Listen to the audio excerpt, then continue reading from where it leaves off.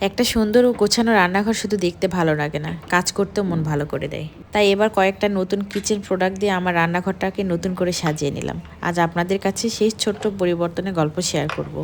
অনেকদিন ধরেই ভাবছিলাম রান্নাঘরটাকে একটু নতুনভাবে সাজাবো, তাই কিছু দরকারি কিচেন প্রোডাক্ট নিয়ে এলাম এবং ধীরে ধীরে সবকিছু গুছিয়ে রাখলাম। রান্নার প্রয়োজনীয় জিনিসগুলো হাতের নাগালে রাখলাম এবং অপ্রিয় জিনিসগুলো একটু সরিয়ে রাখলাম। এতে সবকিছু খুঁজে পেতে সুবিধা হয়। সত্যি বলতে নিজের পছন্দ মতো সাজানো একটা রান্নাঘর মনকে আলাদা একটি শান্তি দেয়। আর এই কর্নারটাতে আমি চা, চিনি এবং কফি রাখার জন্য চা কর্নার হিসেবে রেখে দিলাম। আর ইদানিং যেহেতু আমি কফি খাচ্ছি না, এই জন্য কফির বয়ামে দুধ পাউডার রেখে দিলাম। আর উপরটা একটু হালকাভাবে গুছিয়ে নিলাম। এই পাশটা আমার গোছানো কমপ্লিট। আর এই জানালার ফাঁকা জায়গাটাতে আমি একটা স্টিলের টিস্যু হোল্ডার রেখে দিলাম।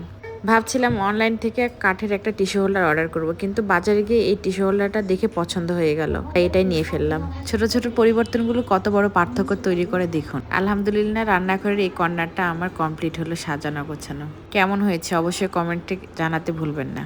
সবাই ভালো থাকবেন। আল্লাহ হাফেজ।